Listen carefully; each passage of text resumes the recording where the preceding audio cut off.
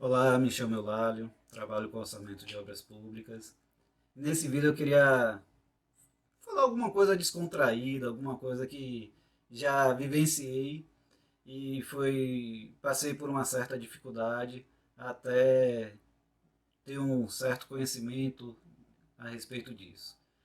Foi por volta de 2016, a gente tinha um orçamento e, querendo ou não, por ser Estado, quando se trata de recursos federais, a gente tem que passar por uma aprovação desse orçamento por um órgão ou uma entidade ligada ao nível federal.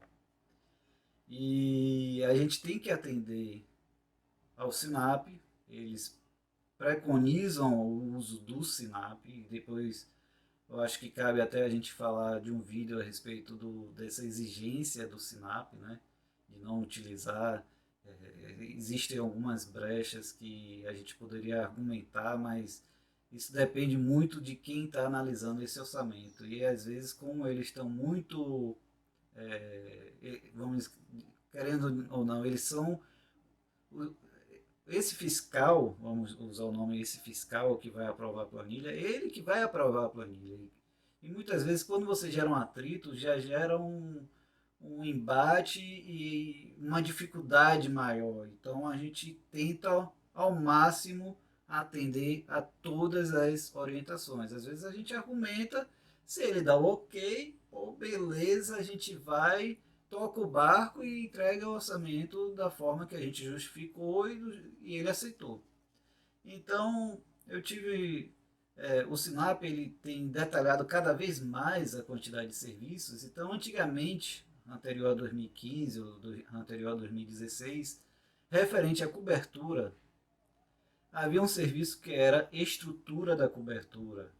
E ele definia se era em tesoura, se era em trama, se era em estrutura portaletada, enfim, era uma estrutura completa, a depender do tipo do telhado, né? Se eram telhas cerâmicas, de fibrocimento, telha estrutural ou telha de aço.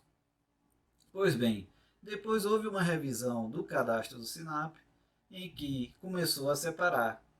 Separou em trama de madeira para cobertura, estrutura pontaletada, tesoura, por aí vai.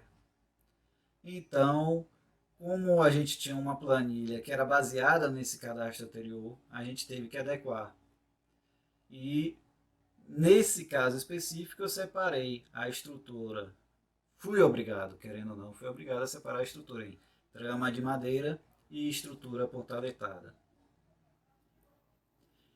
E esse fiscal que iria aprovar a planilha orçamentária, ele só aprovou um ou outro. Eu não poderia usar os dois.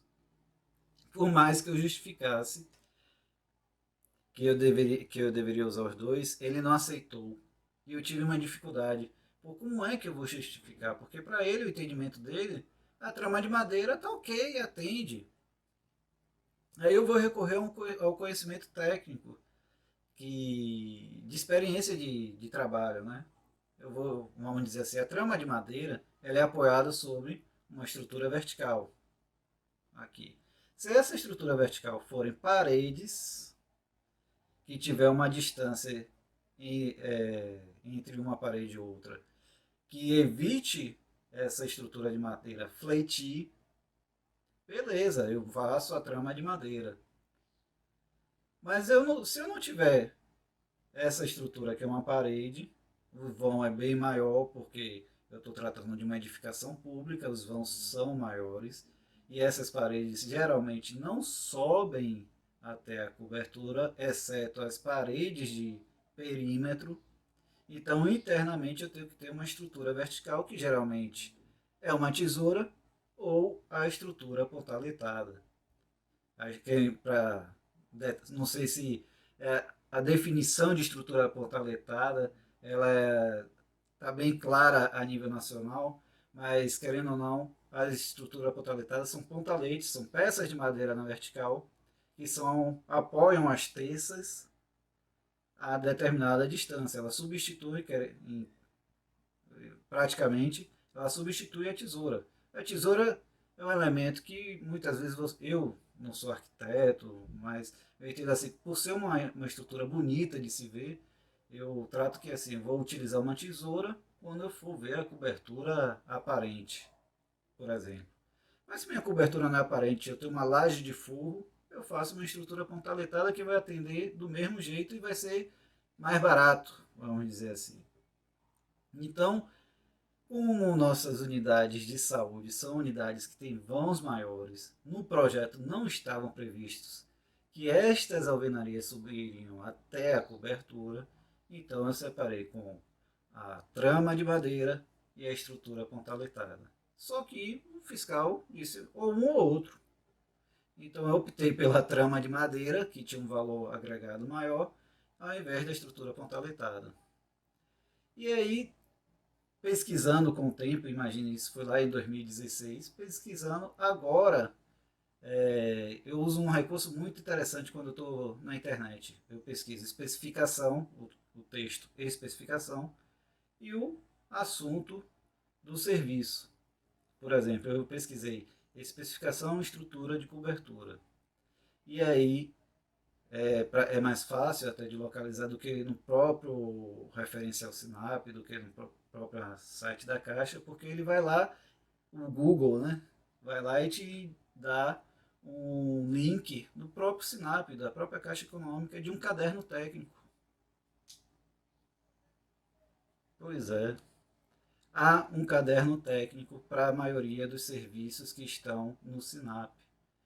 Se você tem alguma dúvida se aquele serviço, como é que esse serviço pode não estar muito bem descrito nesse caderno técnico, mas ele vai te ajudar bastante na definição do que é composto aquele serviço. E, por exemplo, eu fui lá, agora pesquisei, encontrei esse caderno técnico de estrutura de cobertura e encontrei, porque mudou o texto agora, né? É fabricação e instalação de pontaletes de madeira, e não de estrutura pontaletada. Para mim é a mesma coisa, estrutura pontaletada e instalação de pontaletes de madeira.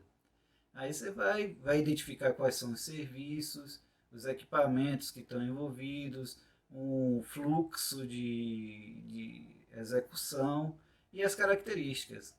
E lá tem lá, peça de madeira de lei não aparelhada para atuar como pontaletes, peça de madeira para atuar como um berço dos pontaletes e peça de madeira para atuar como contraventamento. Ou seja, é só o pontalete. E para sustentar minha cobertura em telha cerâmica ou telha de fibrocimento, telha estrutural de aço, não basta ter pontaletes, eu tenho que ter a trama. E a depender do tipo de cobertura, se for fibrocimento, a depender do tipo de cobertura eu vou ter somente terças. A depender do tipo de cobertura eu vou ter terças e caibros. Ou, no caso da telha cerâmica, vou ter terças, caibros e ripas. E o Sinap detalha: trama de madeira composta por terças, caibros e ripas. Trama de madeira composta de terças e caibros. Trama de madeira composta de terças. Para cobertura de fibrocimento ou para cobertura de telha metálica. Então, para mim, é sempre uma grande descoberta quando eu pesquiso, encontro essas coisas. E fica essa dica, né? Quando você tiver uma dúvida, pô, será que esse serviço está contemplando tudo mesmo que está na descrição? Será que está faltando alguma coisa? Será que tem alguma coisa que eu posso justificar para validar esse serviço, para dar o ok? Então, para mim, isso é. Hoje em dia, eu vou, corro atrás, encontro, vou lá e apresento a justificativa. Agora cabe, no meu caso, cabe o fiscal aceitar a justificativa. Agora, eu acho que fica mais difícil ele negar, como negou naquela época, porque às vezes a gente fica sem base teórica para dialogar. Nesse caso, agora eu tenho base teórica utilizada pelo próprio recurso federal, que é o SINAP, né?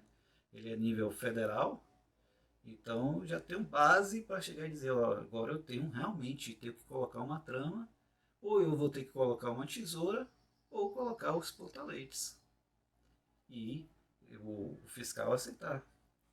Em resumo, era isso que eu queria falar com vocês nesse vídeo. Era para ser mais curto, mas se vocês tiverem alguma dúvida, podem comentar aí. Se acharam legal, curtam. E se ainda não me seguem, basta se inscrever aí no canal, ok? Até a próxima.